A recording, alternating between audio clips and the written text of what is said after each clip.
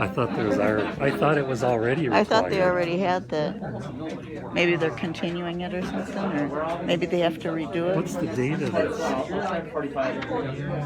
Well, August 17, 2021. I think that's old news, isn't it? Oh, that's old news then, yeah.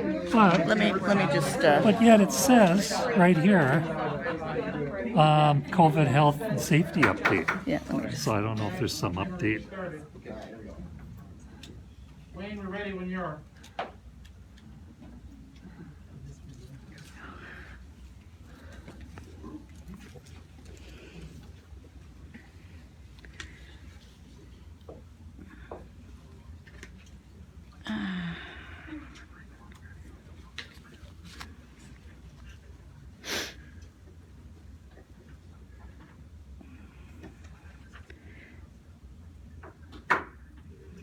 February 8th, 2022, regular school board meeting of the high school 613 Roseville Area Schools. Is now called to order.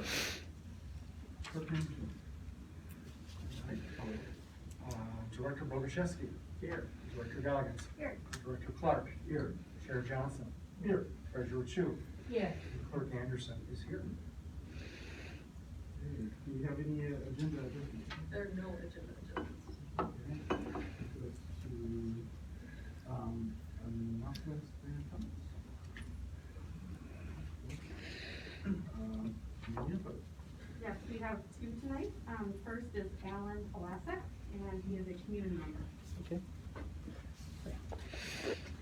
Mike, could you take one of each and pass it to each of the please? And I'm also just requesting, please, I'm speaking on behalf of several community members. I was requesting the 10-minute mark, please.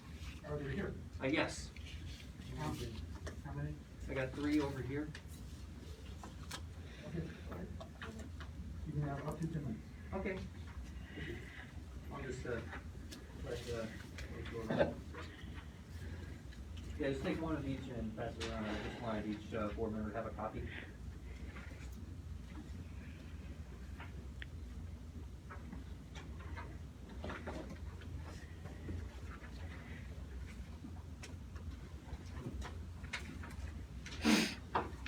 Okay, so imagine a scenario, if you will.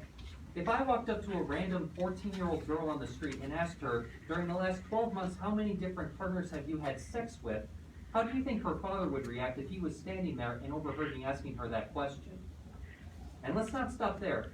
How would this father react if he entrusted me to watch over his 14-year-old daughter when he was away, and while he was gone, I asked this daughter the same question, and then I shared her answer with a bunch of strangers, all without telling the father what his daughter was specifically asked and how she responded and who I was sharing it with specifically.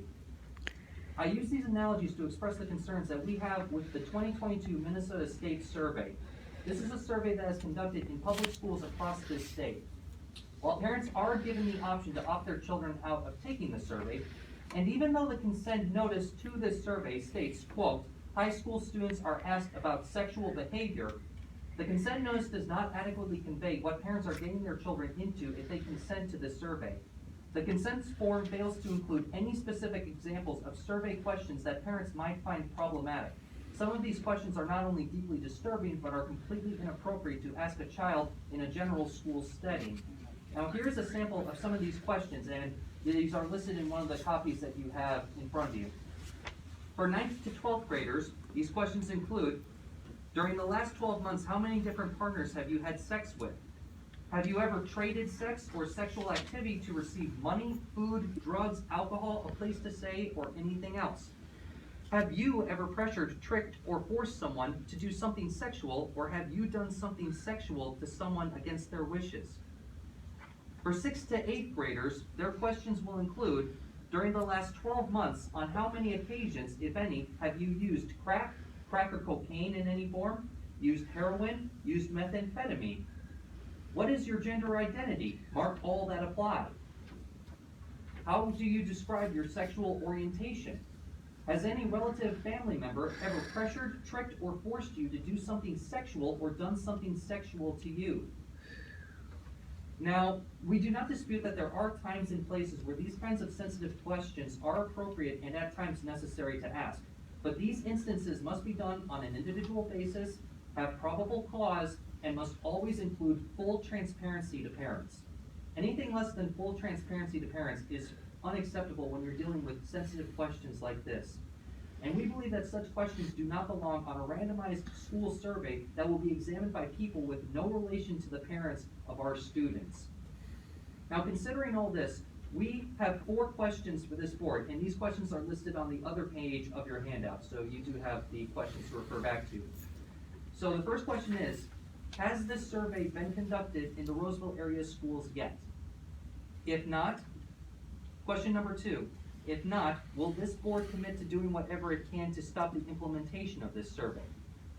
Question number 3, if this board is unable or unwilling to stop this survey from being conducted, will this board commit to including the text of the questions listed on your handout in the message notifying parents about the opt-out option, since the current consent form fails to include the text of any questions listed in the survey? And finally, number 4, if this survey is conducted, will this board commit to ensuring that the parents of every child taking this survey are given a copy of the completed survey their child has filled out, ensuring the parents know exactly how their child answered all the questions on the survey? With that, thank you very much for your time, and I look forward to hearing a response from you.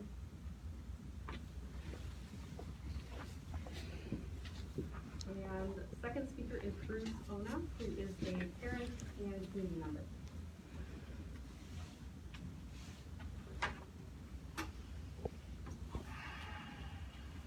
Hello, neighbors.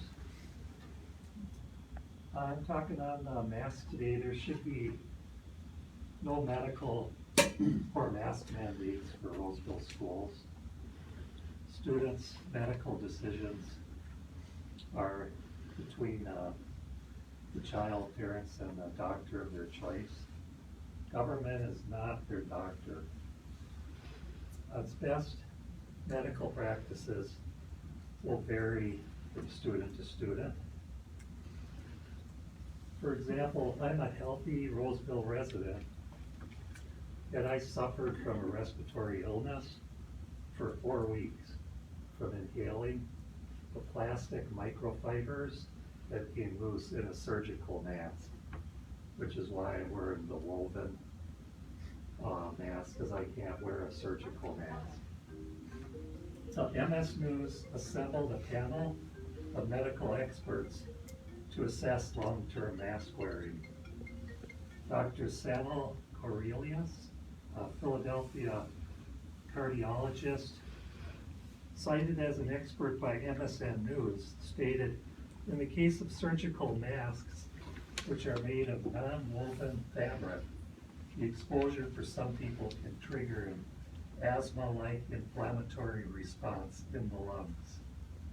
This is likely due to the inhalation of the microfibers and the material that forms the masks.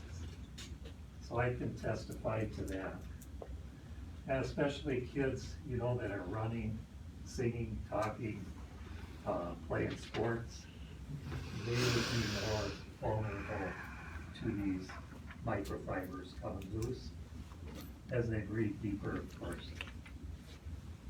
Also part of this expert panel on MSN was Dr. Esteban Kozak.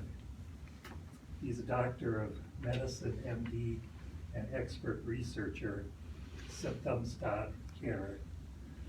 He noted prolonged wearing of a mask can greatly weaken the immune system.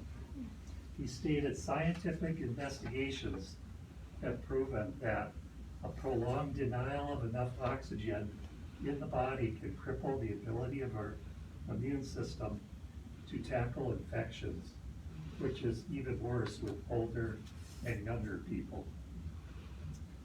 And also part of this MSN panel of experts was Dr. Lily Barsky, internist, shared that activities that result in expulsion of air, talking, singing, exercising, causes an accumulation of carbon dioxide between the face and the mask, causing shortness of breath and lightheadedness.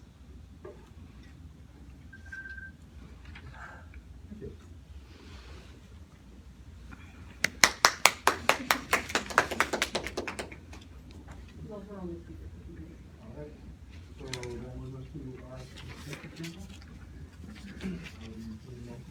I'll move the consent agenda approval.